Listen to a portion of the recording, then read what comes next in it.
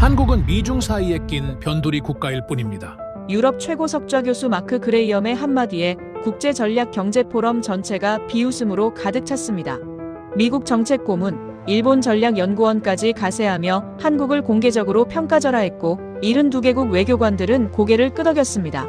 한국이 세계 경제에 미치는 영향이라니 과대평가의 전형이죠. 일본 하야시 켄지는 비웃듯 말했습니다. 그런데 72시간 한국 정지 시뮬레이션 시작 후 애플, 엔비디아, 폭스바겐이 연쇄 붕괴했고 글로벌 금융시장이 패닉에 빠졌습니다.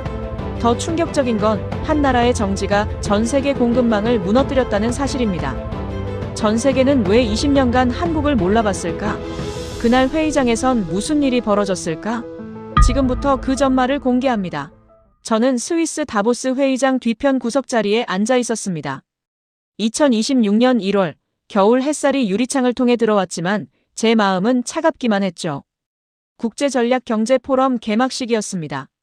세계 각국의 석학들과 정책가들이 모여 앞으로의 글로벌 경제 질서를 논의하는 자리였어요. 저는 국제외교자문관이라는 직함을 달고 있었지만 솔직히 말하면 이런 자리가 늘 불편했습니다. 특히 한국 이야기가 나올 때면요. 단상 위 스크린에 각국 국기가 순서대로 떠올랐습니다. 미국, 중국, 독일, 일본, 그리고 한국. 태극기가 화면에 나타나는 순간 저도 모르게 입꼬리가 삐뚤어졌어요. 저 나라가 여기서 뭘 한다고. 속으로 중얼거렸습니다. 제 옆자리에 앉은 프랑스 산업부 관료 피에르가 저를 힐끗 쳐다봤지만 저는 시선을 돌렸죠. 회의장은 웅장했습니다. 천장까지 닿을 듯한 높은 창문들, 고급스러운 샹들리에, 그리고 세계를 움직이는 사람들의 숨소리. 이곳에서 오가는 한마디 한마디가 수십억 달러를 움직이고 수백만 명의 운명을 바꿀 수 있었어요. 하지만 한국은요? 저는 그저 미국과 중국 사이에 낀 작은 나라로밖에 생각하지 않았습니다.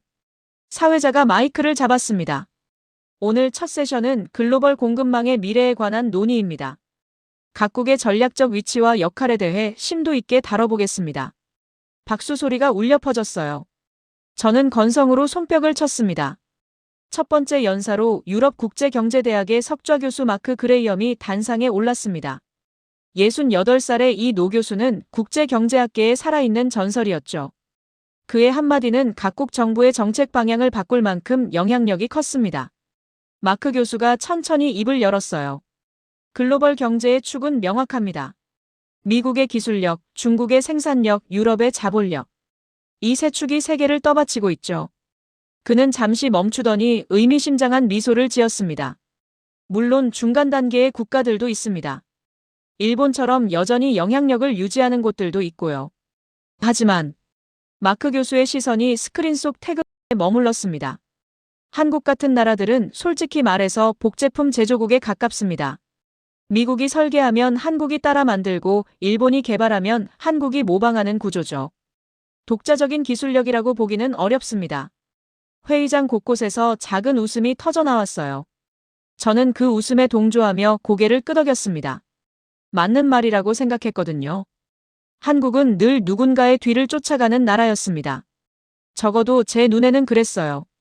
반도체를 만든다고 하지만 결국 미국 기술의 응용이고 배터리를 생산한다고 하지만 일본과 중국의 기술을 빌린 것에 불과하다고 생각했죠. 저는 한국에서 태어났지만 20살 때 미국으로 유학을 떠난 뒤로 줄곧 해외에서 살았습니다. 그래서인지 한국을 객관적으로 본다고 자부했어요. 아니, 어쩌면 냉정하게 평가한다고 믿었던 것 같습니다. 마크 교수가 계속 말을 이어갔습니다. 세계 경제를 논할 때 우리는 핵심 플레이어에 집중해야 합니다. 주변부 국가들의 과도한 의미를 부여하는 것은 시간 낭비일 뿐이죠. 그의 말이 끝나자 일본 전략연구원의 수석고문 하야시 켄지가 손을 들었습니다. 56살의 이 남자는 날카로운 분석으로 유명했어요. 그는 안경을 벗어닦으며 천천히 입을 열었습니다. 마크 교수님 말씀에 전적으로 동의합니다. 특히 한국의 경우 일본의 소재와 부품 기술 없이는 아무것도 만들 수 없는 구조입니다. 결국 일본의 그림자에서 벗어나지 못한 나라죠. 하야시의 목소리에는 묘한 우월감이 배어 있었습니다. 저는 그 말을 들으면서도 별다른 감정이 들지 않았어요.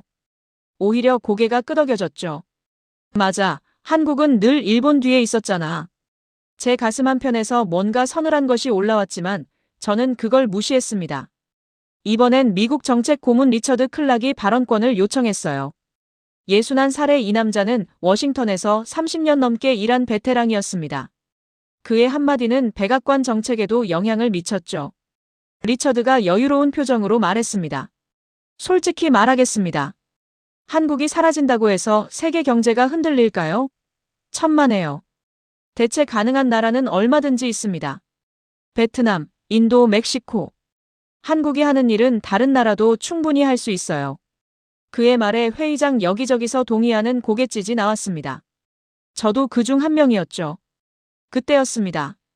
단상 옆에 앉아있던 한국 외교부 장관 조현이 자리에서 일어났어요. 67살의 이 노신사는 수십 년간 외교 일선에서 일해온 사람이었습니다. 주름진 얼굴에는 피곤함이 가득했죠. 조 장관이 마이크 앞에 섰습니다. 존경하는 석학 여러분, 한 가지만 말씀드리겠습니다. 한국은 여러분이 생각하시는 것보다 훨씬 더 중요한 역할을 하고 있습니다. 글로벌 공급망에서 한국이 차지하는 위치는. 마크 교수가 손을 들어 그의 말을 잘랐습니다. 장관님, 우리는 객관적인 데이터를 근거로 이야기하고 있습니다. 감정이 아니라 팩트를 바탕으로 논의해야죠. 회의장에 웃음이 번졌어요. 저는 그 웃음 속에서 조 장관의 표정이 굳어지는 걸 봤습니다. 그의 주먹이 떨리고 있었어요. 하지만 저는 아무런 감정도 느끼지 못했습니다. 그저 저러니까 한국이 무시당하는 거야 라고 생각했을 뿐이죠. 조 장관이 다시 입을 열려고 했지만 사회자가 부드럽게 말을 끊었습니다. 시간 관계상 다음 순서로 넘어가겠습니다. 장관님께서는 나중에 별도 세션에서 발표하실 기회가 있을 겁니다. 조 장관은 천천히 자리에 앉았어요. 그의 어깨가 축 처진 모습이 보였지만 저는 고개를 돌렸습니다. 휴식 시간이 되자 저는 복도로 나왔어요. 창밖으로 눈 덮인 알프스 산맥이 보였습니다. 아름다운 풍경이었지만 제 마음은 어딘가 답답했죠. 피에르가 제 옆으로 다가왔습니다. 서준, 자네도 한국 사람 아닌가? 아까 좀 불편하지 않았어? 저는 커피를 한 모금 마시고 대답했습니다. 사실을 말한 건데 뭐가 불편하겠어요. 저는 현실을 있는 그대로 보는 사람입니다. 피에르가 어깨를 으쓱했어요. 그래도 자기 나라가 저렇게 평가받으면 기분이. 제 나라는 미국입니다. 저는 단호하게 잘라 말했습니다. 피에르는 더 이상 말을 잇지 않았어요. 사실이었습니다. 저는 25년 전 미국 시민권을 땄고 한국 국적은 포기했어요. 한국과의 연결고리는 이름과 얼굴밖에 남지 않았죠. 아니, 어쩌면 그마저도 지우고 싶었는지 모릅니다. 회의장으로 돌아가는 길에 독일 에너지 자문 알렉산드라 밀러를 마주쳤습니다. 52살의 이 여성은 유럽 에너지 정책의 핵심 인물이었어요. 서준, 오늘 회의 어땠어요? 별로였습니다. 한국 이야기가 나올 때마다 시간만 낭비하는 것 같아요. 알렉산드라가 고개를 끄덕였습니다. 맞아요. 우리가 집중해야 할 건 진짜 중요한 플레이어들이죠. 한국 같은 나라에 시간을 쓰는 건. 그녀는 말끝을 흐렸지만 저는 그 의미를 알았습니다. 오후 세션이 시작됐어요.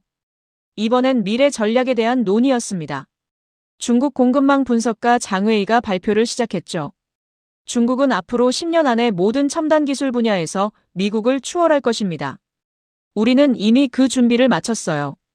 그의 말에 회의장 분위기가 긴장됐습니다. 미국과 중국의 대립은 누구나 아는 사실이었지만 이렇게 노골적으로 말하는 건 드문 일이었거든요. 리처드 클락이 반박했습니다. 중국이 아무리 노력해도 미국의 기술력을 따라잡기는 어렵습니다. 특히 반도체 분야에서는요. 장웨이가 비웃듯 말했어요. 반도체요? 그건 한국이나 대만 같은 하청업체들이 하는 일 아닙니까? 또다시 한국이 언급됐습니다. 이번엔 하청업체라는 표현까지 붙었죠. 저는 가슴속에서 뭔가 뜨거운 것이 올라오는 걸 느꼈습니다. 하지만 그게 분노인지 부끄러움인지 구분할 수 없었어요. 그냥 불편했습니다. 회의가 끝나갈 무렵 사회자가 마지막 공지를 했습니다. 내일 오전에는 특별 세션이 있겠습니다. 유엔 산하 글로벌 공급망 연구원 유효진 박사님께서 흥미로운 분석 결과를 발표하실 예정입니다. 많은 참석 부탁드립니다. 유효진이라는 이름이 귀에 들어왔어요. 저는 그 이름을 어디서 들은 것 같았지만 정확히 기억나지 않았습니다. 저녁 만찬 자리에서 마크 교수 옆에 앉게 됐어요. 그는 와인을 홀짝이며 말했습니다. 서준, 자네는 한국계지? 예, 태어나기는 한국에서 태어났습니다. 그렇군. 그래서 오늘 불편했겠어. 저는 고개를 저었습니다. 전혀요. 저는 사실만을 봅니다. 한국이 과대평가되는 게 오히려 문제죠. 마크 교수가 만족스러운 표정을 지었어요. 좋은 자세야. 감정을 배제하고 객관적으로 보는 건 우리 같은 사람들에게 가장 중요한 덕목이지. 그날 밤 호텔방으로 돌아온 저는 창밖을 바라봤습니다. 다보스의 밤하늘에는 별이 가득했어요. 하지만 제 마음속은 텅 비어 있었습니다. 한국이라는 나라, 그 나라에 대한 제 감정은 냉소와 거리감뿐이었어요. 저는 그게 당연하다고 믿었습니다. 그때는 몰랐죠. 내일부터 제 모든 확신이 산산조각 날 거라는 걸요. 다음 날 오후, 본격적인 토론 세션이 시작됐습니다. 주제는 아시아 경제의 미래와 각국의 역할이었어요. 저는 회의장 중간쯤 자리에 앉아 노트북을 펼쳤습니다. 솔직히 별 기대는 하지 않았죠. 사회자가 마이크를 잡았습니다. 오늘은 아시아 각국의 경제적 위상에 대해 심도 있게 논의하겠습니다. 특히 한국, 대만, 싱가포르 같은 중진국들의 실제 영향력을 평가해보는 시간을 갖겠습니다. 중진국이라는 단어가 귀에 걸렸어요. 한국을 중진국으로 분류하는 건 맞는 말이라고 생각했습니다. 마크 그레이엄 교수가 첫 발표자로 나섰어요. 그는 화면에 여러 그래프를 띄우며 말을 시작했습니다. 한국 경제를 분석해봤습니다. 겉으로 보면 화려해 보이죠. 삼성, LG, 현대. 유명한 브랜드들이 있으니까요. 그가 잠시 멈추더니 다음 슬라이드를 넘겼습니다. 하지만 실상을 들여다보면 완전히 다릅니다. 한국 기업들이 만드는 제품의 핵심 기술은 대부분 미국과 유럽에서 왔어요. 반도체 장비는 네덜란드 ASML, 핵심 소재는 일본, 설계 소프트웨어는 미국. 한국은 그저 조립만 할 뿐입니다. 회의장 곳곳에서 고개를 끄덕이는 사람들이 보였어요. 저도 그중 한 명이었죠. 마크 교수가 계속 말했습니다. 쉽게 말하면 한국은 미국 기술의 복제품을 만드는 공장입니다. 독창성이 없어요. 애플이 아이폰을 만들면 삼성이 갤럭시를 만들고 테슬라가 전기차를 만들면 현대가 따라 만듭니다. 항상 한 발 늦죠. 그의 말이 끝나자 웃음소리가 터져나왔습니다. 저는 입술을 깨물었어요. 기분이 이상했지만 뭐라 반박할 수도 없었습니다. 사실이니까요. 하야시 켄지가 손을 들고 발언권을 요청했어요.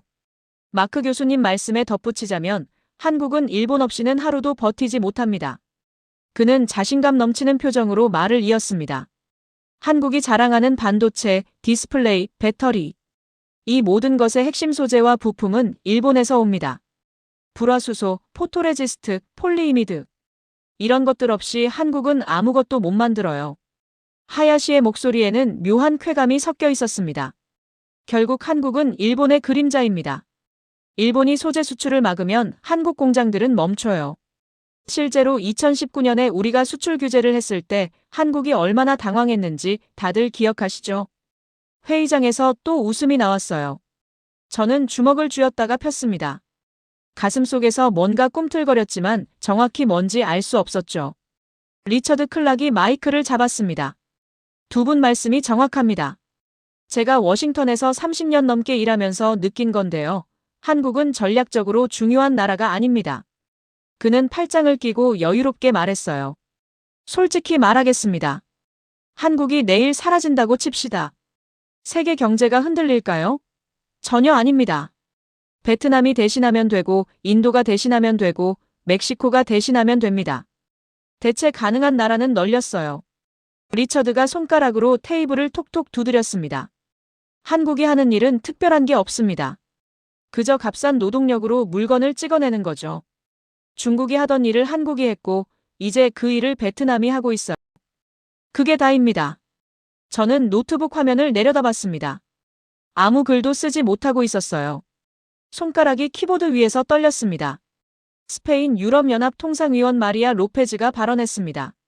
저도 동의합니다. 유럽연합 입장에서 봤을 때 한국은 협상 테이블에서 별로 중요하지 않아요. 우리가 신경 쓰는 건 미국, 중국, 일본 정도죠. 그녀가 서류를 넘기며 말했습니다. 한국과의 무역량이 적지는 않지만 그게 결정적이지는 않습니다. 다른 나라로 얼마든지 대체할 수 있으니까요. 회의장 분위기는 점점 한국을 깔아뭉개는 쪽으로 흘러갔어요.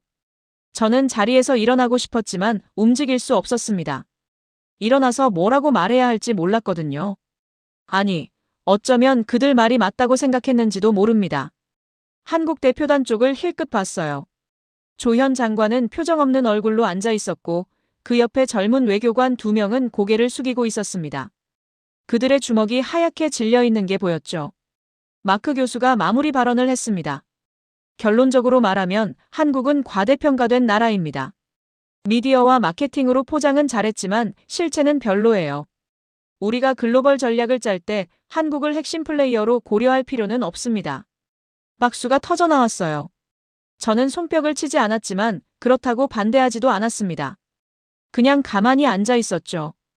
휴식 시간이 됐습니다. 사람들이 복도로 나가는 동안 저는 자리에 그대로 앉아 있었어요. 가슴이 답답했습니다. 피에르가 제 옆으로 왔습니다. 서준, 괜찮아? 네, 괜찮습니다. 방금 토론이 좀 과했던 것 같은데. 저는 고개를 저었어요. 아니에요. 그들이 틀린 말을 한 건 아니잖습니까?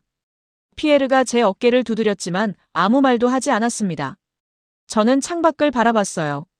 눈 덮인 산이 보였지만 아름답게 느껴지지 않았습니다. 그저 차갑고 멀게만 느껴졌죠. 한국은 대체 가능한 나라다. 리처드의 말이 귓가에 맴돌았습니다. 저는 그 말을 부정할 수 없었어요. 그리고 그게 저를 더 불편하게 만들었습니다. 오후 세션이 재개됐을 때 알렉산드라 밀러가 발표를 시작했어요. 에너지 관점에서 봤을 때도 한국의 역할은 제한적입니다. 원전 기술이 있다고는 하지만 결국 미국과 프랑스 기술의 변형일 뿐이죠. 그녀의 말에 또다시 고개를 끄덕이는 사람들이 보였습니다. 저는 노트북을 닫았어요. 더 이상 기록할 필요를 느끼지 못했습니다. 그때 사회자가 공지했습니다. 내일 오전 특별 세션에서는 유효진 박사님의 발표가 있겠습니다. 글로벌 공급망에 대한 새로운 분석이라고 하니 많은 관심 부탁드립니다. 저는 그 말을 흘려들었어요. 어차피 뻔한 내용일 거라고 생각했죠. 그날 저녁 저는 혼자 호텔바에 앉아 있었습니다. 위스키를 한 모금 마셨어요. 쓰디쓴 맛이 목구멍을 타고 내려갔습니다. 나는 왜 이렇게 불편한 걸까? 스스로에게 물었지만 답은 나오지 않았습니다. 저녁 8시 비공식 세션이 시작됐습니다. 공식 일정이 끝난 후 열리는 이런 자리는 오히려 더 솔직한 이야기들이 오갔어요. 격식을 차릴 필요가 없었고 언론도 없었으니까요. 회의장은 낮보다 훨씬 작았습니다. 30명 정도만 들어갈 수 있는 공간이었죠. 저는 뒤쪽 자리에 앉아 물을 마셨습니다. 사회자가 간단하게 소개를 했어요. 오늘 저녁은 내일 발표를 앞둔 유효진 박사님께서 예비자료 일부를 공유해 주신다고 합니다. 편하게 들어주시면 됩니다. 문이 열리고 한 여성이 들어왔습니다. 39살쯤 돼 보이는 여자였어요. 회색 정장에 안경을 쓴 그녀는 노트북 가방을 들고 단상으로 걸어갔습니다. 침착한 걸음걸이였죠. 유효진이 마이크 앞에 섰습니다. 안녕하세요. UN 산하 글로벌 공급망 연구소의 유효진입니다. 그녀의 목소리는 차분했어요. 떨림도 긴장도 없었습니다. 오늘은 제가 3년간 연구한 자료 중 일부만 보여드리겠습니다. 내일 본 발표에서 전체 데이터를 공개할 예정이지만 여러분께 미리 감을 드리고 싶어서요. 그녀가 노트북을 열고 화면을 띄웠습니다. 첫 슬라이드에는 간단한 제목만 있었어요. 글로벌 공급망의 숨겨진 중심. 저는 팔짱을 꼈습니다. 또 뻔한 이야기겠지 라고 생각하면서요. 유효진이 말을 이었습니다. 우리는 글로벌 경제를 이야기할 때 보통 미국, 중국, 유럽을 중심으로 생각합니다. 틀린 말은 아니에요. 이 세 축이 세계 경제의 큰 흐름을 만드는 건 맞습니다. 그녀가 다음 슬라이드를 넘겼어요.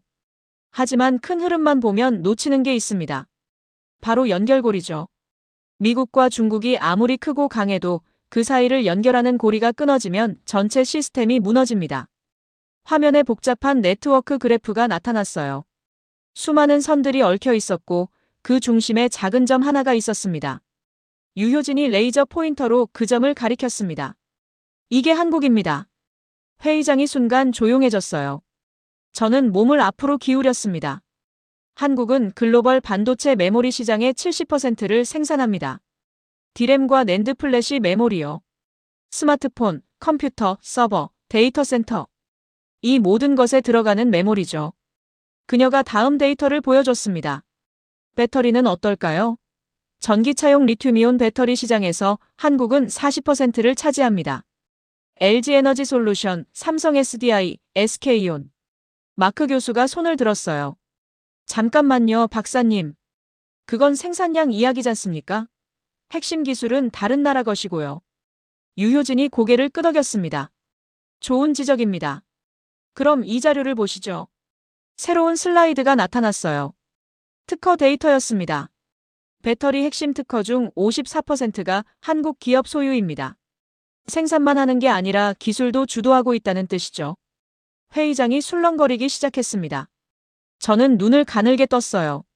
하야시 켄지가 비웃듯 말했습니다. 그래도 소재는 일본에서 가져가잖습니까? 맞습니다. 2019년까지는요. 유효진이 다음 자료를 보여줬어요. 하지만 2019년 일본의 수출 규제 이후 한국은 3년 만에 핵심 소재 국산화율을 85%까지 끌어올렸습니다. 불화수소, 포토레지스트, 폴리이미드. 이제 일본 없이도 만들 수 있어요. 하야시의 얼굴이 굳어졌습니다. 저는 가슴이 두근거렸어요. 이상한 감정이었습니다. 기대 같은 것도 아니고 불안 같은 것도 아니고. 유효진이 계속 말했습니다. 조선은 어떨까요? 전 세계 초대형 선박 발주량의 50%가 한국 조선소로 갑니다. 특히 액화천 연가스 운반선은 한국이 거의 독점하고 있어요. 리처드 클락이 팔짱을 꼈습니다. 그건 중국도 할 수 있는 일 아닙니까? 유효진이 고개를 저었어요. 기술적으로는 가능하지만 실제로는 불가능합니다. 액화천 연가스 운반선은 영하 163도의 액체가스를 운반해야 해요. 조그만 실수도 용납되지 않죠. 이 기술을 완벽하게 구현할 수 있는 나라는 한국과 일본뿐입니다. 그런데 일본은 생산 속도가 느려요. 결국 한국이 핵심입니다. 그녀가 잠시 멈췄다가 말했습니다. 그리고 가장 중요한 게 하나 더 있습니다. 새로운 슬라이드가 나타났어요. HBM이라는 글자가 크게 보였습니다. 고대 역폭 메모리입니다. 인공지능 서버의 필수적인 부품이죠. 엔비디아, AMD, 인텔. 이 회사들이 만드는 인공지능 칩에 들어가는 메모리예요. 유효진의 목소리가 낮아졌습니다. 이 시장은 한국이 거의 100% 장악하고 있습니다. 삼성전자와 SK하이닉스가 전 세계 물량을 공급하고 있어요. 대체할 수 있는 나라가 없습니다. 회의장이 조용해졌어요. 아까와는 다른 침묵이었습니다. 그때 뒤쪽에서 목소리가 들렸습니다. 질문 있습니다. 모두가 그쪽을 봤어요. 28살쯤 돼 보이는 젊은 여성이 손을 들고 있었습니다. 사라 킴, 국제관계 대학원생이었죠. 유효진이 고개를 끄덕였습니다. 말씀하세요. 사라가 일어서서 또박또박 말했어요. 만약 한국이 없다면 애플 아이폰은 어떻게 만들어질까요? 순간 회의장 분위기가 얼어붙었습니다. 유효진이 대답했어요. 만들 수 없습니다. 아이폰에 들어가는 디램은 삼성전자와 SK하이닉스가 공급합니다. 디스플레이는 삼성 디스플레이와 LG 디스플레이가 공급하고요. 배터리도 마찬가지입니다. 사라가 다시 물었습니다. 엔비디아 인공지능 칩은요? 더 심각합니다. HBM 없이는 만들 수 없어요. 그리고 HBM은 한국만 만들 수 있습니다. 마크 교수가 끼어들었어요. 하지만 그건 단기적인 문제잖습니까? 시간이 지나면 다른 나라도. 유효진이 그의 말을 잘랐습니다. 교수님, 삼성전자가 반도체 메모리 기술을 선도한 지 40년이 넘었습니다. 40년이요. 그 기간 동안 미국도 유럽도 중국도 따라잡지 못했어요. 이게 단기적인 문제일까요? 마크 교수가 입을 다물었습니다. 저는 숨을 깊이 들이마셨어요. 가슴이 답답했습니다. 지금까지 제가 믿어온 모든 게 흔들리는 느낌이었죠. 사라가 마지막 질문을 했습니다. 그럼 한국이 사라지면 세계 경제는 어떻게 될까요? 유효진이 잠시 침묵했습니다. 그러더니 천천히 입을 열었어요. 내일 본 발표에서 시뮬레이션을 보여드리겠습니다. 한국이 72시간 멈췄을 때 벌어지는 일들을요. 그녀가 노트북을 닫았습니다. 오늘은 여기까지만 하겠습니다. 내일 아침 10시에 뵙겠습니다. 유효진이 단상에서 내려왔어요. 회의장은 여전히 조용했습니다. 저는 자리에서 일어날 수 없었어요. 다리에 힘이 들어가지 않았습니다. 피에르가 제 옆으로 왔습니다. 서준, 방금 그거 진짜일까? 저는 대답하지 못했어요. 입술이 바짝 말라 있었습니다. 사람들이 하나둘 자리를 떠났습니다. 저는 가만히 앉아 화면을 바라봤어요. 꺼진 화면에 제 얼굴이 희미하게 비쳤습니다. 창백한 얼굴이었습니다. 복도로 나왔을 때 조현 장관과 마주쳤어요. 그는 저를 보더니 잠깐 멈춰 섰습니다. 서준 씨, 오늘 발표 어떻게 들으셨습니까?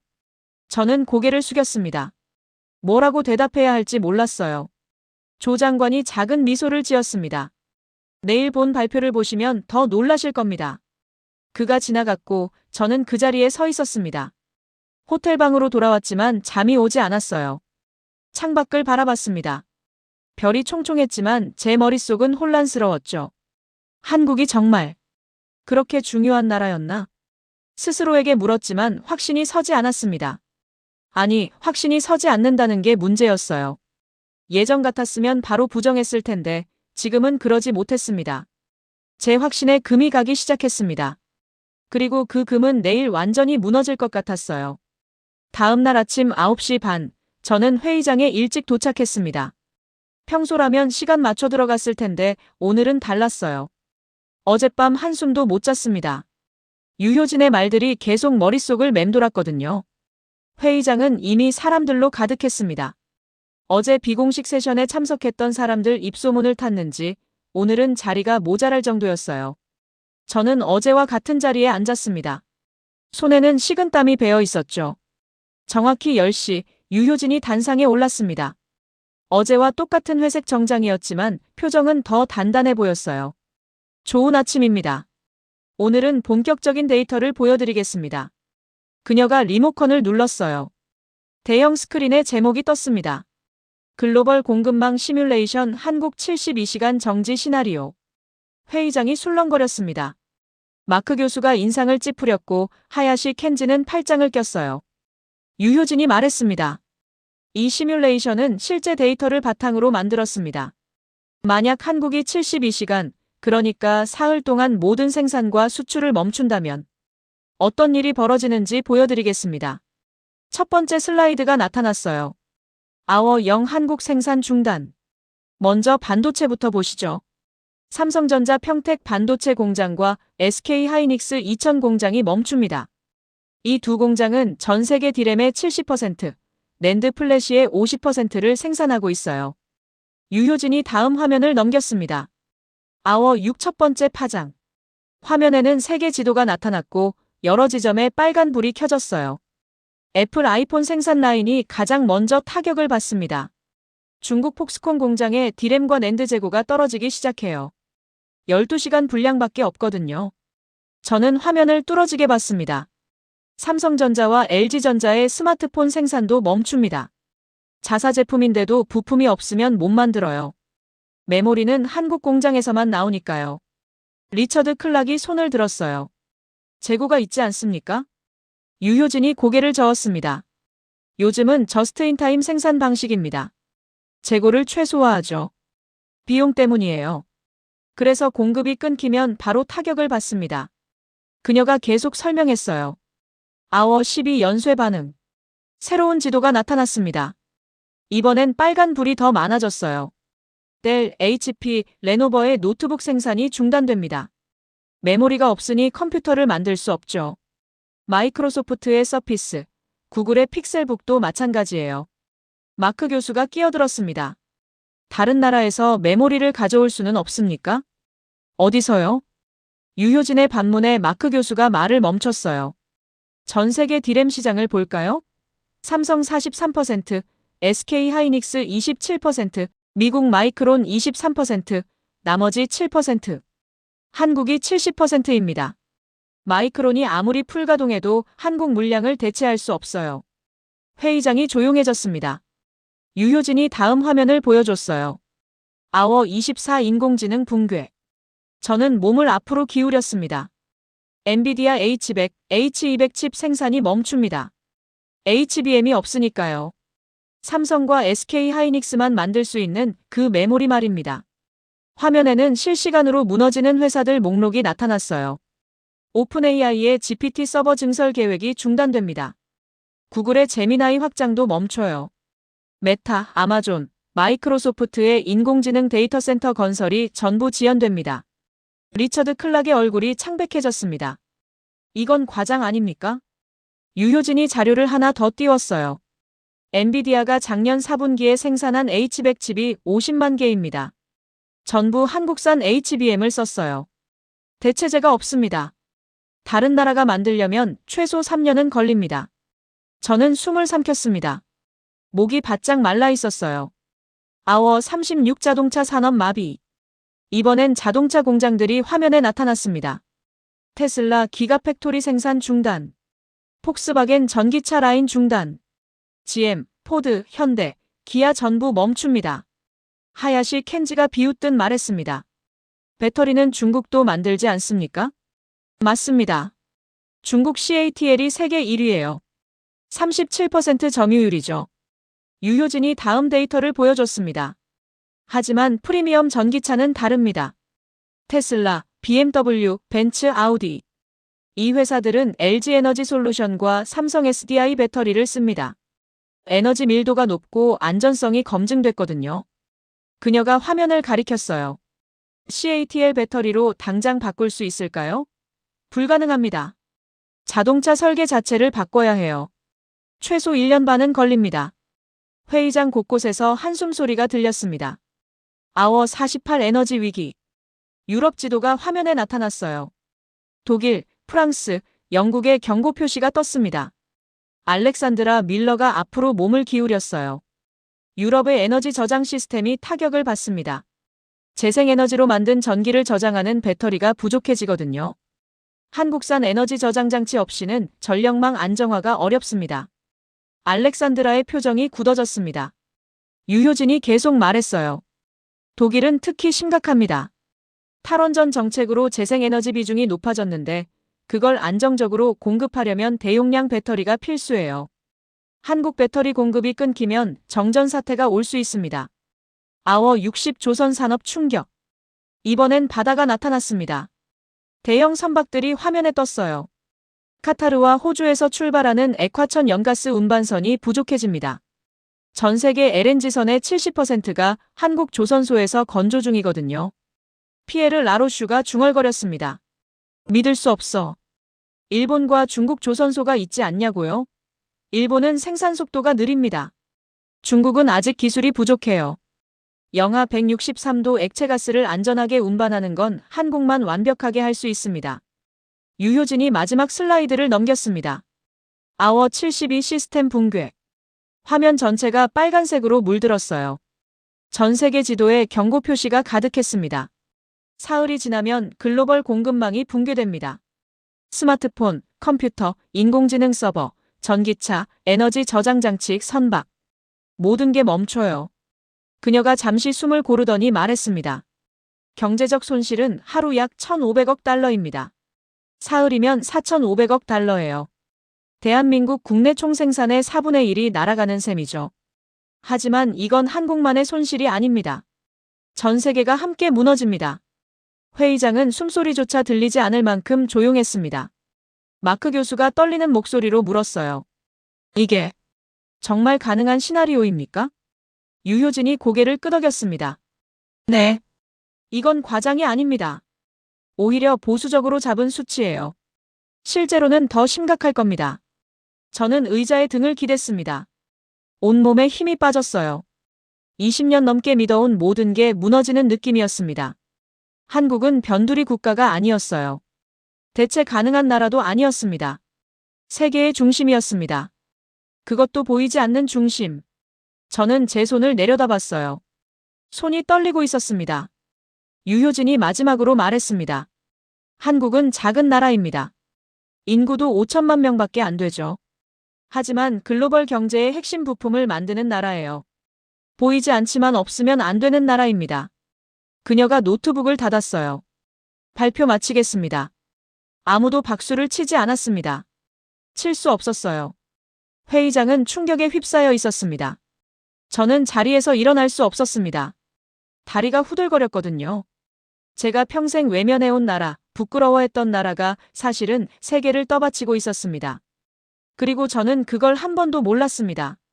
아니, 알려고 하지 않았습니다. 점심시간이 지나고 오후 세션이 시작됐습니다. 사람들은 식사를 했지만 아무도 제대로 먹지 못한 것 같았어요. 회의장으로 돌아오는 사람들의 표정이 전부 굳어 있었습니다. 저도 마찬가지였어요. 샌드위치를 입에 넣었지만 삼키기가 어려웠습니다. 목구멍이 막힌 것처럼 답답했죠. 오후 2시 유효진이 다시 단상에 올랐습니다. 오전에는 거시적인 그림을 보여드렸습니다. 이제 구체적으로 들어가 보겠습니다. 각 산업별로 어떤 일이 벌어지는지 상세하게 살펴보죠. 화면에 첫 번째 기업 로고가 떴습니다. 애플이었어요. 먼저 애플입니다. 작년 아이폰 판매량이 2억 3,500만 대였죠. 하루 평균 64만 대를 만듭니다. 유효진이 데이터를 하나씩 보여줬어요. 아이폰 15 프로 맥스 기준으로 볼까요? D램은 SK하이닉스, 낸드는 삼성전자, 올레드 디스플레이는 삼성 디스플레이가 공급합니다. 배터리는 LG에너지솔루션이에요. 그녀가 손가락으로 화면을 가리켰습니다. 한국 공급이 끊기면 아이폰 생산은 즉시 중단됩니다. 중국 폭스콘 공장의 부품 재고는 평균 16시간 분량밖에 없거든요. 하루가 안 됩니다. 리처드 클락이 끼어들었어요. 다른 공급처로 바꿀 수는? 유효진이 그의 말을 잘랐습니다. 없습니다. 애플이 요구하는 품질 기준을 맞출 수 있는 회사가 한국 외에는 없어요. 팀 쿡 CEO가 직접 한국 공장을 방문하는 이유가 뭘까요? 대체 불가능하기 때문입니다. 화면이 바뀌었습니다. 이번엔 엔비디아였어요. 엔비디아 H100 칩입니다. 인공지능 혁명의 심장이죠. 하나에 3만 달러입니다. 유효진이 칩 사진을 확대했어요. 이 칩 하나에 HBM이 6개 들어갑니다. 고대 역폭 메모리요. 일반 D램보다 9배 빠르고 전력 소비는 절반입니다. 인공지능 연산에 필수적이에요. 그녀가 다음 자료를 보여줬습니다. HBM은 삼성전자와 SK하이닉스만 만듭니다. 전 세계 물량의 95% 이상이에요. 나머지 5%는 미국 마이크론인데 양이 턱없이 부족합니다. 마크 교수가 물었습니다. 마이크론이 생산을 늘리면 되지 않습니까? 교수님, 반도체 공장을 하나 짓는데 최소 3년 걸립니다. 투자금은 200억 달러 이상이고요. 그리고 공장을 지어도 기술이 없으면 만들 수 없어요. HBM 기술은 한국이 10년 앞서 있습니다. 회의장이 술렁거렸습니다. 유효진이 계속 설명했어요. 한국 공급이 끊기면 엔비디아는 한 달 안에 재고가 바닥납니다. 그럼 어떻게 될까요? 화면에 연쇄 반응 도표가 나타났어요.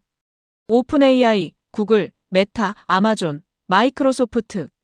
모든 빅테크 기업의 인공지능 개발이 멈춥니다. GPT도 제미나이도 클로드도 업그레이드가 중단되죠. 저는 가슴이 철렁 내려앉는 걸 느꼈습니다.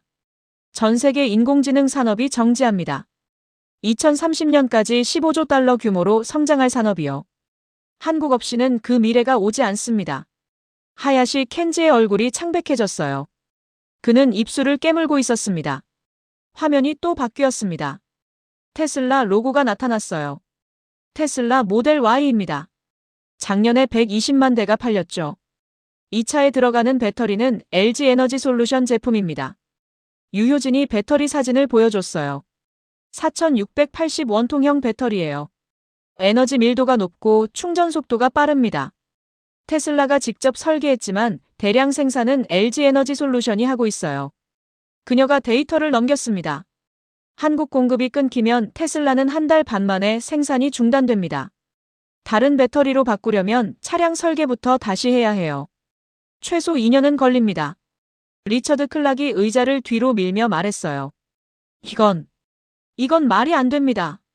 하지만 현실입니다. 유효진의 목소리가 단호했어요. 폭스바겐, BMW, 벤츠, 아우디, GM, 포드. 모든 자동차 회사가 같은 상황입니다. 프리미엄 전기차 배터리는 한국이 장악하고 있어요. 화면에는 무너지는 자동차 공장들이 하나씩 표시됐습니다. 독일, 미국, 일본, 중국. 전 세계가 빨간색으로 물들었어요. 알렉산드라 밀러가 떨리는 목소리로 물었습니다. 에너지 저장 시스템은 어떻습니까? 유효진이 그녀를 바라봤어요. 독일 이야기를 해볼까요? 새로운 화면이 나타났습니다. 독일 전력망 지도였어요. 독일은 재생에너지 비중이 50%가 넘습니다. 태양광과 풍력이죠. 하지만 이건 불안정한 전력원이에요. 바람이 안 불면, 해가 안 뜨면 전기가 없습니다. 유효진이 배터리 사진을 보여줬어요. 그래서 대용량 에너지 저장 장치가 필수입니다. 남는 전기를 저장했다가 필요할 때 쓰는 거죠. 독일 전역에 설치된 ESS의 80%가 한국산 배터리를 씁니다. 알렉산드라의 손이 떨렸습니다. 한국 공급이 끊기면 신규 ESS 설치가 불가능해집니다. 기존 시스템도 유지 보수가 어려워지고요. 독일 전력망이 흔들립니다. 유효진이 시뮬레이션을 돌렸어요. 겨울철 전력 수요가 피크일 때 대규모 정전 사태가 올 수 있습니다. 재생에너지만으로는 감당이 안 되니까요. 회의장이 숨을 죽였습니다. 프랑스 산업부 관료 피에르가 말했어요. 프랑스는 원전이 많으니 괜찮지 않습니까? 유효진이 고개를 저었습니다. 원전도 한국 기술이 들어갑니다. 최근 프랑스가 발주한 신형 원전 설계에 한국 두산에너빌리티가 참여했어요. 주요 부품도 한국에서 공급받고 있고요. 피에르의 얼굴이 굳어졌습니다. 화면이 바뀌었어요. 이번엔 바다 위 거대한 선박이었습니다. 액화천 연가스 운반선입니다. 길이가 290m, 폭이 46m예요. LNG를 영하 163도로 냉각해서 운반하는 배죠. 유효진이 선박 내부 구조를 보여줬어요. 이 배를 만들 수 있는 나라는 한국과 일본뿐입니다. 그런데 일본은 건조 속도가 느려요. 한 척 만드는데 3년 반 걸립니다. 한국은 2년 반이면 만들어요. 그녀가 데이터를 보여줬습니다.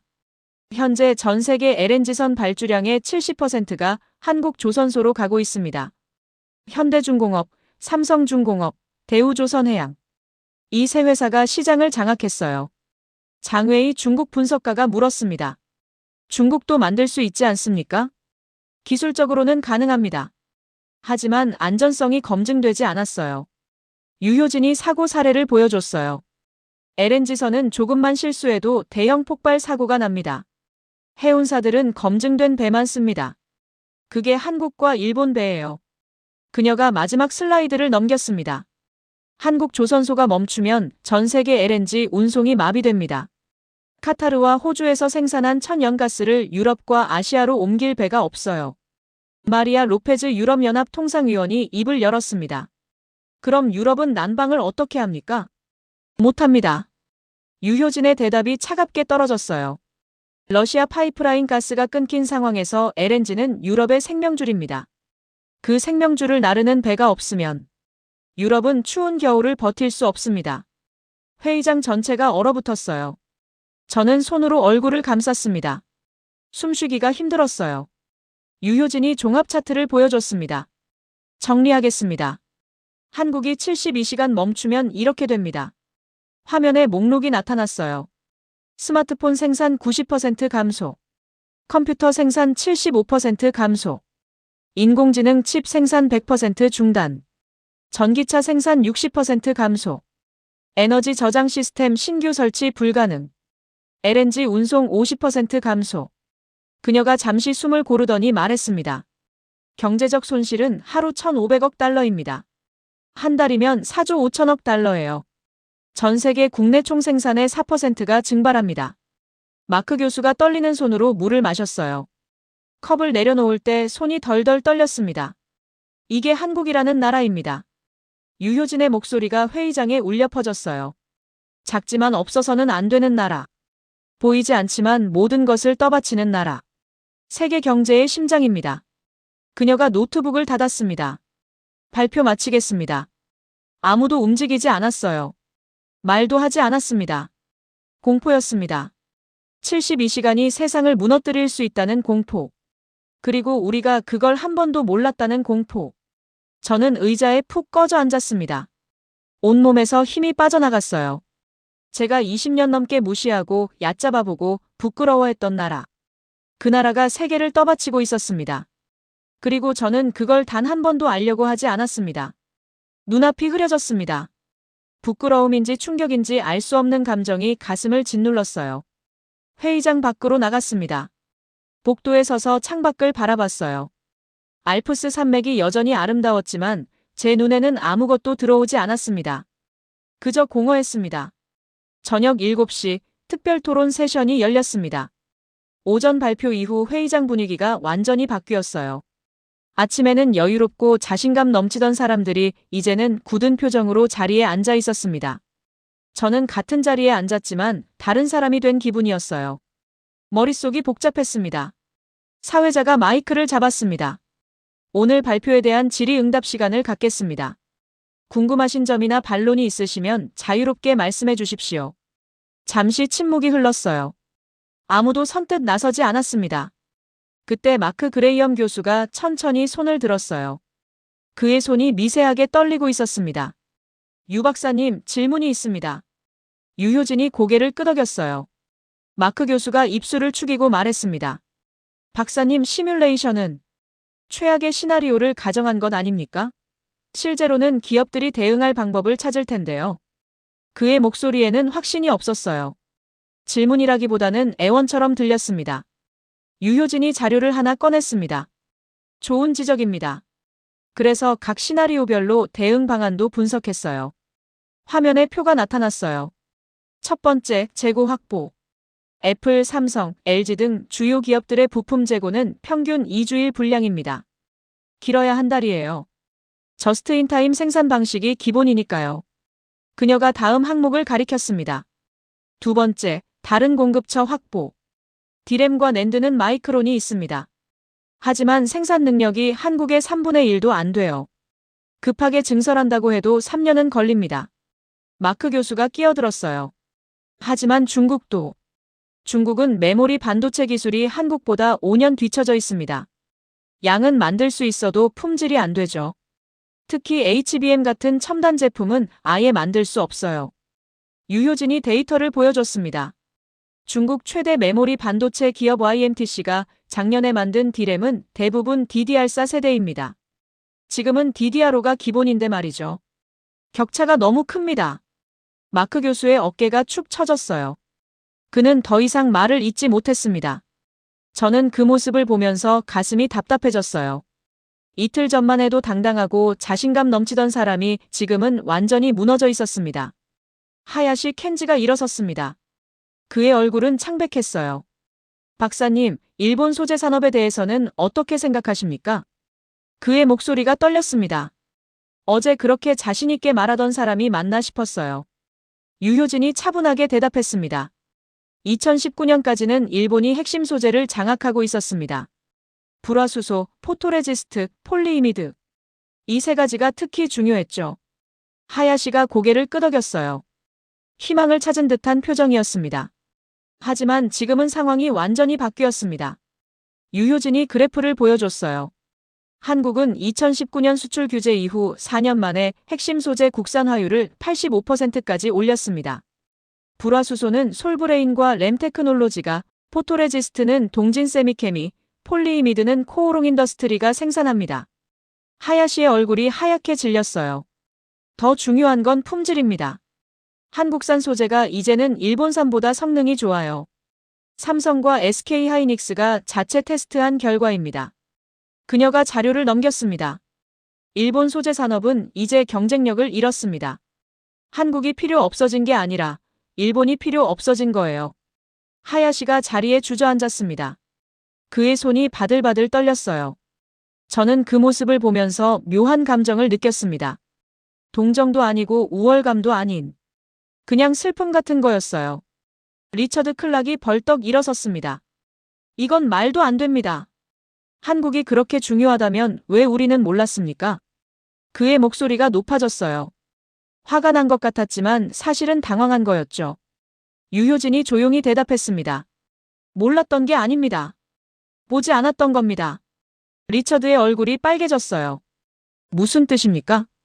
자료는 다 공개되어 있었습니다. 각국 통계청 데이터, 기업 공시자료, 산업보고서. 누구나 볼 수 있었어요. 다만 아무도 관심을 갖지 않았을 뿐입니다. 유효진이 화면을 하나 띄웠어요. 이건 5년 전 국제 반도체 장비 재료협회 보고서입니다. 한국의 메모리 반도체 점유율이 이미 65%였어요. 지금은 70%고요. 계속 경고했습니다. 한국 의존도가 너무 높다고. 리처드가 말문이 막혔습니다. 하지만 아무도 신경 쓰지 않았죠. 한국은 작은 나라니까. 미국과 중국 사이에 낀 나라니까. 중요하지 않다고 생각했으니까. 유효진의 목소리가 낮아졌습니다. 그게 오만이었습니다. 회의장이 숨을 죽였어요. 저는 가슴이 쿵하고 내려앉는 걸 느꼈습니다. 유효진이 말한 오만이 바로 저였거든요. 20년 넘게 저는 한국을 무시했습니다. 대수롭지 않은 나라라고 생각했어요. 데이터를 볼 기회는 얼마든지 있었지만 보지 않았습니다. 아니, 보고 싶지 않았습니다. 알렉산드라 밀러가 떨리는 목소리로 물었어요. 그럼 우리는 어떻게 해야 합니까? 한국 의존도를 낮출 방법은 없습니까? 유효진이 잠시 생각하더니 대답했습니다. 장기적으로는 가능합니다. 하지만 10년은 걸릴 겁니다. 10년이요?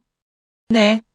반도체 공장 하나 짓는데 3년, 기술 개발에 5년, 양산 체계 구축에 2년. 최소한 그 정도는 필요합니다. 알렉산드라가 한숨을 쉬었어요. 그리고 그 10년 동안 한국도 가만히 있지 않습니다. 계속 발전하죠. 격차는 더 벌어질 수도 있어요. 피에르 라로슈가 중얼거렸습니다. 결국 방법이 없다는 뜻 아닙니까? 유효진이 고개를 끄덕였어요. 현실적으로는 그렇습니다. 한국과 협력하는 것 외에는 선택지가 없어요. 마리아 로페즈가 물었습니다. 그럼 한국의 협상력이 엄청나게 강해지는 거 아닙니까? 이미 강합니다. 다만 한국이 그걸 무기로 쓰지 않을 뿐이죠. 유효진이 한국 외교 정책 자료를 보여줬어요. 한국은 공급망을 안정적으로 유지하는 걸 최우선으로 삼습니다. 정치적 압박 수단으로 쓰지 않아요. 그게 한국의 전략입니다. 장웨이 중국 분석가가 말했습니다. 중국이라면 다르게 했을 텐데요. 그래서 한국이 신뢰받는 겁니다. 유효진의 대답이 명확했어요. 회의장에 긴 침묵이 흘렀습니다. 저는 제 손을 내려다봤어요. 주먹을 쥐었다 폈다 반복했습니다. 20년입니다. 20년 동안 저는 뭘 본 걸까요? 한국을 변두리 국가로 봤습니다. 미국 기술을 복제하는 나라로 봤어요. 일본의 그림자라고 생각했습니다. 하지만 전부 틀렸습니다. 한국은 세계의 중심이었습니다. 보이지 않는 중심. 없으면 모든 게 무너지는 중심. 그리고 저는 그걸 평생 부정해왔습니다. 마크 교수가 천천히 일어섰어요. 그의 얼굴에는 깊은 피로가 서려 있었습니다. 유 박사님, 한 가지만 더 묻겠습니다. 말씀하세요. 왜 이제야 이 자료를 공개하신 겁니까? 유효진이 잠시 멈췄어요. 그러더니 조용히 말했습니다. 공개하려고 했습니다. 여러 번요. 하지만 아무도 듣지 않았어요. 한국 이야기만 나오면 다들 시큰둥했습니다. 그녀가 회의장을 둘러봤어요. 그래서 이번에는 완벽한 데이터를 준비했습니다. 반박할 수 없도록요. 그리고 여러분 앞에 섰습니다. 마크 교수가 고개를 숙였어요. 죄송합니다. 그 말이 작게 들렸지만 회의장 전체가 들었습니다. 68살 노 교수가 고개를 숙이는 모습. 국제경제학계에 살아있는 전설이 사과하는 모습. 저는 눈물이 날 것 같았어요. 하야시 켄지도 천천히 고개를 숙였습니다. 리처드 클락은 눈을 감았어요. 모두가 자신의 오만을 깨닫는 순간이었습니다. 저도 마찬가지였어요. 저는 자리에서 일어났습니다. 다리가 후들거렸지만 어떻게든 섰어요. 복도로 나가 화장실로 향했습니다. 세면대 앞에 섰어요. 거울 속 제 얼굴을 봤습니다. 창백하고 지친 얼굴. 45살 남자의 얼굴. 20년 넘게 해외에서 산 남자의 얼굴. 그리고 평생 자기 나라를 부정해온 남자의 얼굴. 눈물이 흘러내렸습니다. 나는 뭘 한 거지? 작게 중얼거렸어요. 20년 동안 저는 한국을 외면했습니다. 부끄러워했고 무시했고 얕잡아봤습니다. 하지만 한국은 세계를 떠받치고 있었어요. 조용히, 묵묵히, 보이지 않는 곳에서. 그리고 저는 그걸 단 한 번도 알려고 하지 않았습니다. 세면대에 손을 짚고 고개를 숙였어요. 부끄러움이 밀려왔습니다. 깊고 무거운 부끄러움이. 동시에 이상한 감정도 느꼈습니다. 자부심 같은 거였어요. 제가 태어난 나라. 제가 외면했던 나라. 그 나라가 세계의 중심이었다는 사실. 복잡한 감정이 뒤엉켰습니다. 한참을 그렇게 서 있다가 고개를 들었어요. 거울 속 제 눈빛이 달라져 있었습니다. 뭔가 부서지고 뭔가 새로 생긴 눈빛이었습니다. 저는 회의장으로 돌아가지 않았어요. 호텔방으로 갔습니다. 오늘은 더 이상 버틸 수 없었습니다. 침대에 누웠지만 잠이 오지 않았어요. 천장을 바라보며 생각했습니다. 내일은 뭐가 기다리고 있을까? 다음 날 아침, 저는 일찍 일어났습니다. 사실 잠을 거의 못 잤어요. 뒤척이다가 새벽 5시쯤 겨우 눈을 붙였는데 7시에 저절로 눈이 떠졌습니다. 창밖으로 해가 떠오르고 있었어요. 알프스 산맥 너머로 붉은 빛이 번졌습니다. 아름다운 풍경이었지만 제 마음은 여전히 무겁고 복잡했어요. 9시 반, 폐막식이 열렸습니다. 마지막 날이라 그런지 회의장 분위기가 어제와는 완전히 달랐어요. 무거웠습니다. 누구도 가볍게 웃지 않았죠. 저는 맨 앞쪽 자리에 앉았습니다. 어제는 뒤에 숨어 있었지만 오늘은 달랐어요. 제대로 보고 싶었습니다. 사회자가 마이크를 잡았어요. 폐막식을 시작하겠습니다. 먼저 마크 그레이엄 교수님께서 총평을 해주시겠습니다. 박수 소리가 울렸습니다. 하지만 힘이 없었어요. 마크 교수가 천천히 단상으로 걸어갔습니다. 어제보다 훨씬 늙어 보였어요. 등이 굽었고 걸음걸이도 무거웠습니다. 그가 단상에 섰어요. 잠시 침묵이 흘렀습니다. 여러분, 마크 교수의 목소리가 떨렸어요. 저는 국제경제를 40년 넘게 연구했습니다. 수많은 국가들을 분석했고 글로벌 질서를 예측해왔죠. 그가 안경을 벗어 닦았습니다. 손이 미세하게 떨리고 있었어요. 하지만 이번 포럼에서 깨달았습니다. 제가 얼마나 오만했는지를요. 회의장이 조용해졌습니다. 저는 한국을 잘못 봤습니다. 아니, 보지 않았습니다. 제 편견이 눈을 가렸어요. 마크 교수의 목소리가 잠겼어요. 그는 잠시 말을 멈추고 숨을 고르더니 다시 입을 열었습니다. 한국은 작은 나라가 아니었습니다. 변두리 국가도 아니었어요. 세계 경제의 심장이었습니다. 보이지 않는 곳에서 모든 것을 떠받치고 있었죠. 그가 회의장을 천천히 둘러봤어요. 유효진 박사님이 보여주신 데이터는 충격이었습니다. 하지만 더 큰 충격은 그 데이터가 이미 다 공개되어 있었다는 사실입니다. 우리가 보지 않았을 뿐이죠. 마크 교수가 한국 대표단 쪽을 바라봤습니다. 조현 장관님, 그리고 한국 대표단 여러분께 사과드립니다. 제가 한국을 평가절하했습니다. 용서를 구합니다. 그가 깊이 고개를 숙였어요. 68살 노 교수가 단상에서 허리를 굽히는 모습. 저는 가슴이 뜨거워지는 걸 느꼈습니다. 조현 장관이 자리에서 일어났어요. 그는 천천히 단상으로 걸어가 마크 교수 앞에 섰습니다. 교수님, 고개를 드십시오. 조 장관의 목소리가 회의장에 울렸어요. 한국은 인정받으려고 이 일을 한 게 아닙니다. 그냥 해야 할 일을 했을 뿐입니다. 마크 교수가 고개를 들었어요. 그의 눈가가 붉어져 있었습니다.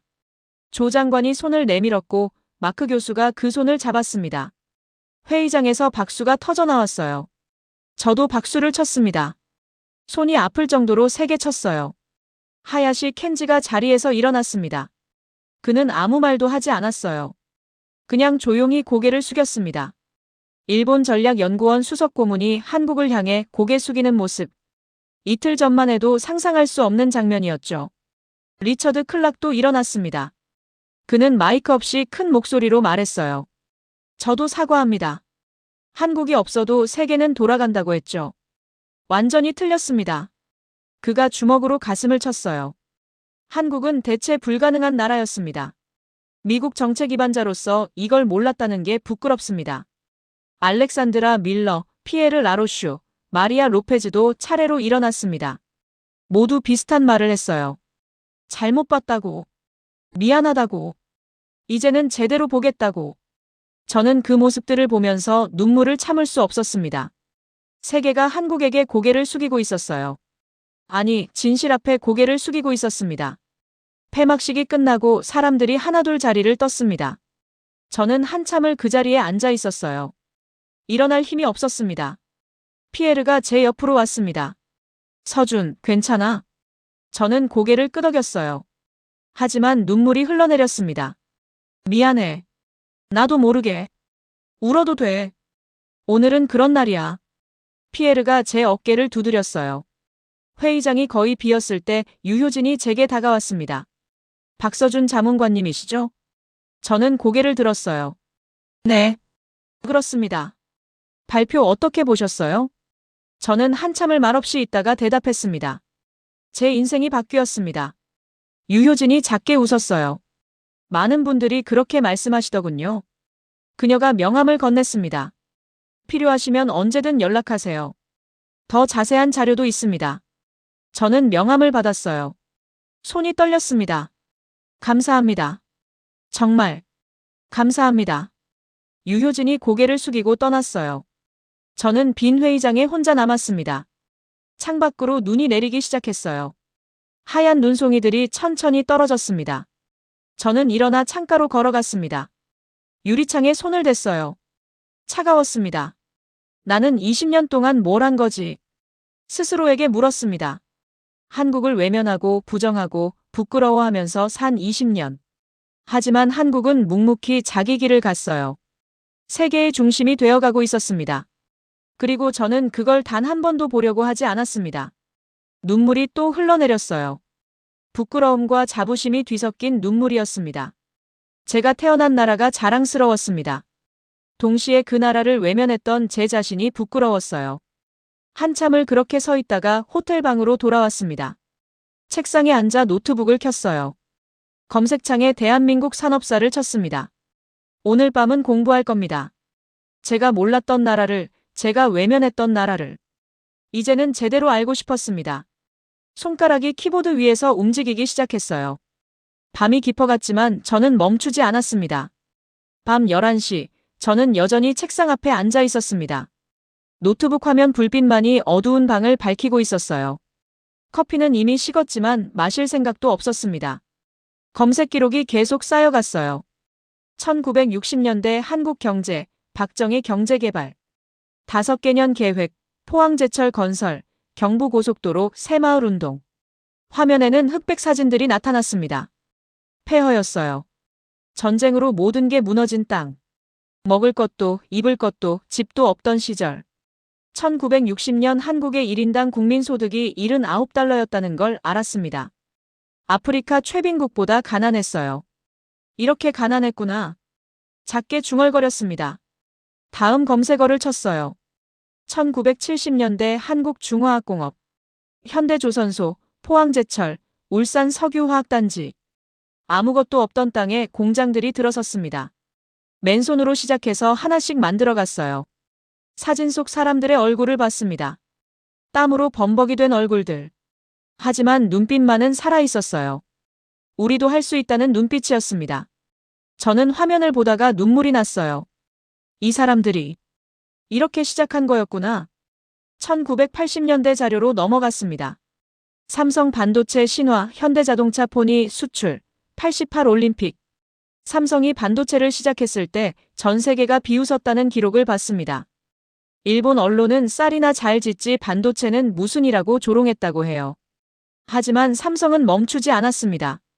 기술자들을 미국과 일본에 보내배우게 했어요. 밤낮 없이 연구했습니다. 그리고 1983년 64킬로비트 디램 개발에 성공했습니다. 일본보다 6달 늦었지만 시작은 했어요.